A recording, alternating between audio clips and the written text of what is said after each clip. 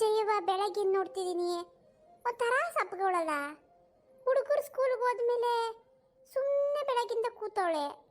ಏನಾಯ್ತು ಜಯವ? ಯಾಕೆ ಸಪ್ಪಗಿದೆಯಲ್ಲ? ಅಮ್ಮ, ಬೆಳಿಗ್ಗೆ ಹೊಲ್ದತ್ರ ಹೋಗಿದ್ದೆ. ರಾಗಿ ಕಾಳೆಲ್ಲ ಫಸ್ಲಿಗೆ ಬಂದವೆ. ಇವತ್ತೇ ರಾಗಿ ಎಲ್ಲ ಕುಯ್ದುಬಿಟ್ಟು ಬಡಿಬೇಕು. ಮಿಷಿನ್ಗೆ ಹೇಳೋಣ ಅಂದರೆ ಇಲ್ಲಿ ನಂಗೆ ಯಾರು ಗೊತ್ತಿಲ್ವಲ್ಲಮ್ಮ. ನಾವು ಯಾವಾಗ ಕುಯ್ಯೋದು, ಯಾವಾಗ ಬಡಿಯೋದು? ಈ ಊರಿಗೆ ಮಿಷಿನ್ನು ಬರಲ್ಲ. ಅಯ್ಯ, ಅಷ್ಟಕ್ಕೆ ಬೇಜಾರು ಮಾಡ್ಕೊಂಡಿದ್ದೆ. ಮಿಷಿನ್ ಬಂದಿಲ್ಲ ಅಂದ್ರೆ ಏನು, ಆಳುಗಳು ಸಿಗ್ತಾಳೇಳು. ಆಳುಗಳು? ಯಾರಮ್ಮ? ಯಾರು ಬರ್ತಾರೆ? ಈಗ ಎಲ್ಲರೂ ರಾಗಿ ಕಾಳು ಹಾಕಿರ್ತಾರೆ. ಯಾರು ಬರ್ತಾರೆ ಹೇಳಿ? ನಾವು ಎಷ್ಟಂತ ಕುಯ್ಯಕ್ಕಾಗುತ್ತೆ? ಅಯ್ಯೋ ಉಚ್ಚಿ, ನಡಿ ಹೊರ್ತಕ್ಕೆ ಹೋಗೋಣ. ಅದಕ್ಕೆ ನಾನು ನಾಳೆ ವ್ಯವಸ್ಥೆ ಮಾಡಿವ್ನಿ.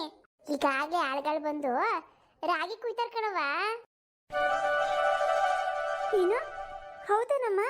ಅಲ್ಲ, ಯಾವಾಗ ಹೇಳಿದ್ರಿ? ಯಾರು ಬಂದ್ರು? ಅಯ್ಯ, ಹೂ ಮರಕ್ಕೆ ಹೋಗಿದ್ನಲ್ಲ, ಅಲ್ಲಿ ಯಾರಿಗೋ ಹೇಳಿದ್ದೆ. ಅದಕ್ಕೆ ಇವತ್ತು ಕಳಿಸ್ತೀನಿ ಅಂತ ಹೇಳಿದ್ರು.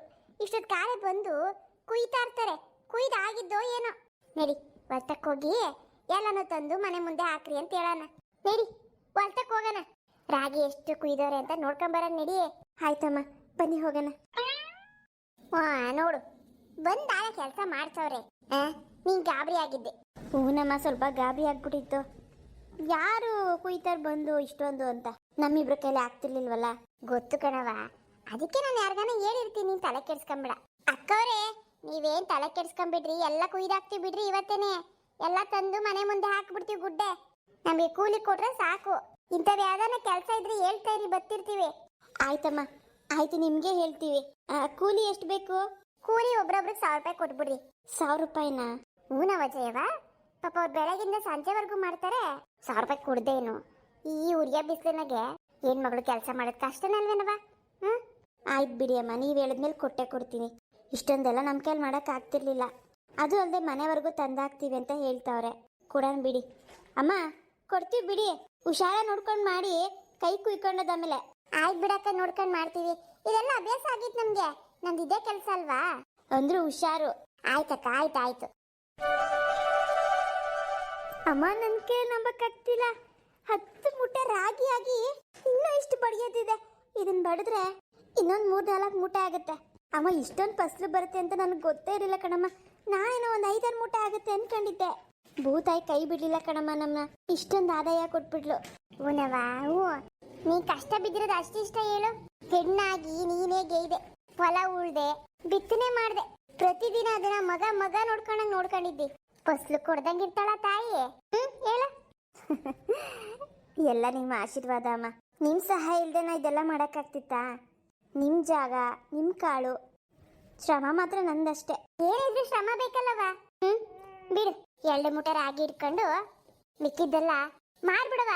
1 ಮೂಟೆಗೆ 5,000 ರೂಪಾಯಿ ಅಂದ್ರೂ 40,000 ರೂಪಾಯಿ ಬರ್ತದ ಕಣವ. 40,000 ರೂಪಾಯಿ. ಹೌದಮ್ಮ, ಆ 40,000 ರೂಪಾಯಲ್ಲಿ 10,000ನ 3 ಜನ ಮಕ್ಕಳ ಹೆಸರಲ್ಲೂ ಇಟ್ಬಿಡ್ತೀನಿ ಬ್ಯಾಂಕಲ್ಲಿ. ಇನ್ನು 10,000 ರೂಪಾಯಿನ ನೀವು ಇಟ್ಕೊಳ್ಳಿ. ಬೇಡವ, ನನಗೆ ಯಾಕೆ ಹೇಳು? ಬೇಡ ಬೇಡ ಬೇಡ, ನಿನ್ನ ಹತ್ರನೇ ಇಟ್ಕ. ಏನಕ್ಕನ ಬೇಕಾಗ್ತದೆ. ಬೇಡಮ್ಮ, ನಿಮ್ಮ ಹತ್ರನೇ ಇಟ್ಕೊಂಡಿರಿ. ಬೇಡ ಕಣವ ಜೈವ, ನನ್ನ ಮಾತು ಕೇಳು. ಬೇಡ, ಮಕ್ಕಳವ್ರೆ ನನ್ನ ಖರ್ಚು ಬಂದೇ ಬರ್ತದೆ. ಓದಿಸ್ತಿದ್ದಿ, ಏನಕನ ಬೇಕಾಗ್ತದೆ. ಮಕ್ಕಳು ದೊಡ್ಡವರಾಗ್ತವ್ರೆ, ದೊಡ್ಡವರಾಗ್ತಾ ಆಗ್ತಾ ಖರ್ಚು ಜಾಸ್ತಿಯೇ. ನಿನ್ನ ಹತ್ರನೇ ಮಾಡಿಕ. ನನಗೆ ಯಾಕೆ ವಯಸ್ಸಾದ್ಮೇಲೆ ನಾನು ಖುಷಿಯಾಗಿದ್ದೀನಿ ನಿಮ್ಮ ಜೊತೆಗೆ, ಅಷ್ಟೇ ಸಾಕು. ಅಮ್ಮ, ಈ ಸತಿ ವರಮಹಾಲಕ್ಷ್ಮಿ ಹಬ್ಬಕ್ಕೆ ನೀವೊಂದು 2 ಸೀರೆ ತೊಗೊಂಬಿಡಿ. ಹುಡುಗರಿಗೂ ಒಂದೊಂದು ಜೊತೆ ಬಟ್ಟೆ, ನಾನು ಒಂದು ಸೀರೆ ತಂತೀನಿ. ಇಲ್ಲೇ ನಮ್ಮ ಕೈಲಾದಷ್ಟು ಪುಟ್ಟದಾಗಿ ಚೆನ್ನಾಗಿ ಅಮ್ಮನ ಪೂಜೆ ಮಾಡಿಬಿಡೋಣ. ಆಯ್ತು ಹೇಳವ, ಇಷ್ಟು ವರ್ಷದಲ್ಲಿ ನಾನು ಯಾವತ್ತೂ ಮಾಡಿಲ್ಲ. ನೀನು ಮಾಡು, ನಮ್ಮನೆಗೂ ಆ ತಾಯಿ ಬರಲಿ. ಆಯ್ತಮ್ಮ, ಈ ಸರಿ ಮಾಡೋಣ ಬಿಡಿ. ನಾನು ಯಾವತ್ತೂ ಮಾಡಿಲ್ಲ, ಅಲ್ಲಿ ಆ ಥರ ಅವಕಾಶನೇ ಇರಲಿಲ್ಲ. ಆದರೆ ಈ ಸತಿ ಮಾಡೋಣ ಅನಿಸ್ತಾ ಇದೆ. ಮಾಡೋಣ, ನಮ್ಮ ಕೈಲಾದಷ್ಟು ಮಾಡೋಣ. ಏನವ ಏನವ ಅಂದೆ? ನನ್ನ ಮಕ್ಕಳು ಹಂಗೆಲ್ಲ ಮಾಡ್ತವ್ರ? ಹೂನಪ್ಪ, ಆ ಮುದುಕಿದಂತೂ ಯಾವಾಗಲೂ ಗೋಳೆ, ಬಾಯಿಗೆ ಬಂದಂಗೆ ಮಾತಾಡ್ತಾಳೆ. ಅವ್ರಿಗೆ ಸೊಸೆ ಬೇಕಾಗಿರ್ಲಿಲ್ಲ, ಮನೆಗೊಬ್ರು ಕೆಲಸದವ್ರು ಬೇಕಿತ್ತು. ಅದಕ್ಕೆ ನಾನು ಮದುವೆ ಮಾಡ್ಕೊಂಡಿದ್ದಾರೆ. ಅದು ಅಲ್ಲದೆ ಪಾಪ ಅವ್ರ ಮೊದಲೇ ಹೆಂಡತಿದ್ದು ಏನು ತಪ್ಪಿಲ್ಲಪ್ಪ, ಎಲ್ಲ ಇವ್ರದೇ ತಪ್ಪು.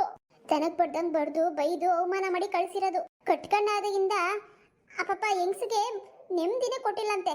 ನನ್ನನ್ನು ಅದೇ ರೀತಿ ಮಾಡಕ್ ಬಂದ್ರು. ನಾನು ದಾನ್ ಬಗ್ಲಿಲ್ಲ. ಅವ್ರು ಏನಾದ್ರೂ ಹಂಗ್ ಮಾಡಕ್ ಬಂದ್ರೆ ನಾನಂತ ತವ್ರ ಮನೆಗೆ ಹೋಗ್ತೀನಿ ಅಂತ ಎದುರಿಸ್ಬಿಡ್ತಿದ್ದೆ. ಅವ್ರು ನಾನು ಇನ್ ಬಿಟ್ಟು ಹೋದ್ರೆ ಮರ್ಯಾದೆ ಇರಲ್ಲ ಅನ್ಬಿಟ್ಟು ತೆಪ್ಪಗವ್ರೆ. ಒಂದು ಸತಿ ಏನಾದ್ರು ಅಂತಾನೆ ಹೇಳ್ತಾಳಪ್ಪ ಆ ಮುದುಕಿ. ನೋಡಿದ್ರಾ ಎಂತ ಬಾಳ ಇರ್ಬೇಕು ಅವ್ರದ್ದು. ಮತ್ತೆ ಅನ್ಕೊಂಡೆ 3 ಮಕ್ಳಾದ್ಮೇಲೆ ಯಾವ ತಾನೇ ಹೆಂಗ್ಸು ಬಿಟ್ಟು ಹೋಗ್ತಾಳ ಗಂಡನ ಅಂತ.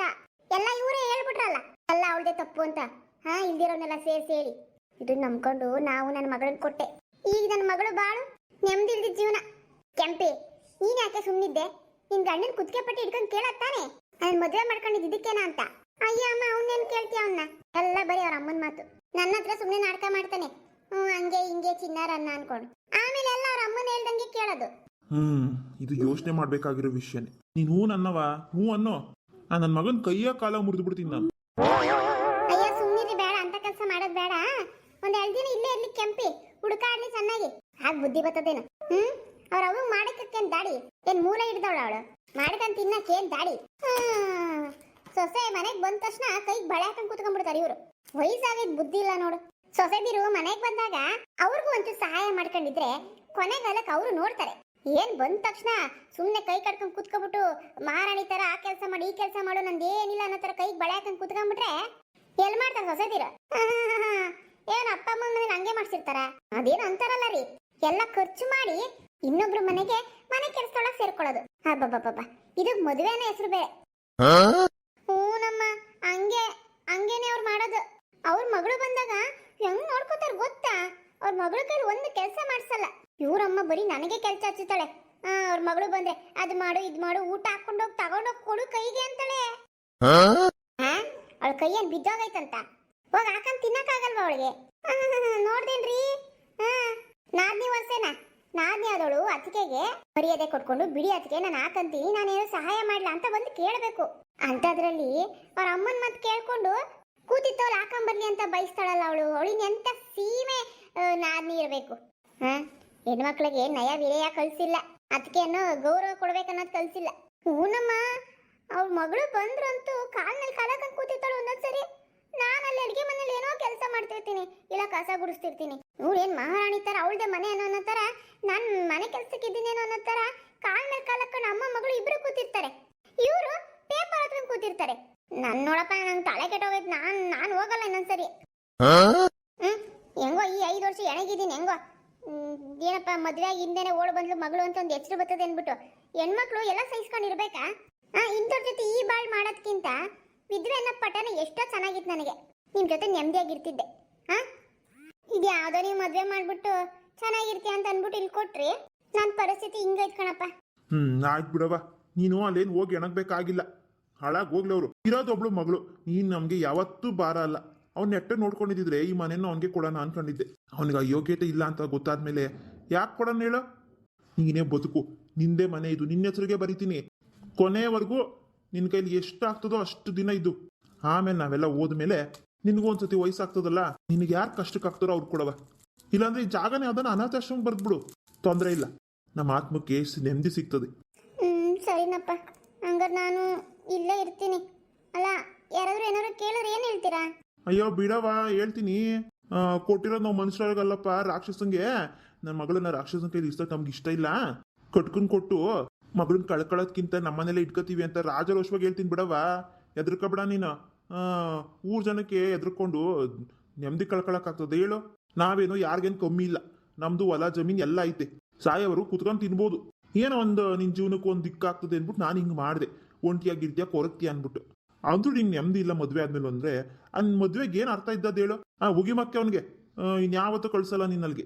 ಏನೇ ಸಾವಿತ್ರಿ, ಇನ್ನೊಂದ್ಸತಿ ಅವ್ರೇನೋ ಈ ಕಡೆ ಹುಡುಕೋ ಬಂದ್ರೆ ಕೆರ ತಗೊಂಡು ನಟ್ಟು ಬಿಡು ಹೇಳ್ತೀನಿ.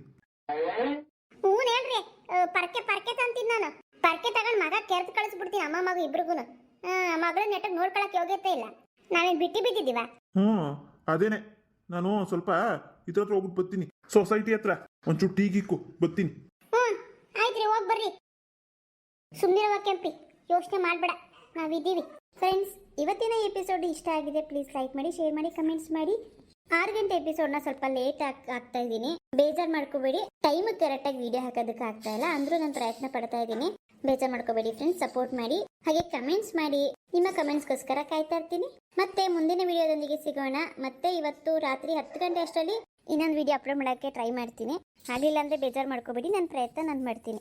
ಆದಷ್ಟು ಬೇಗ 600 ಜನ ಕಂಪ್ಲೀಟ್ ಮಾಡ್ಕೊಳ್ಳೋಕ್ಕೆ ಸಬ್ಸ್ಕ್ರೈಬರ್ಸ್ನ ಸಪೋರ್ಟ್ ಮಾಡಿ. ಮತ್ತೆ ಸಿಗೋಣ, ಎಲ್ಲರಿಗೂ ಬಾಯ್.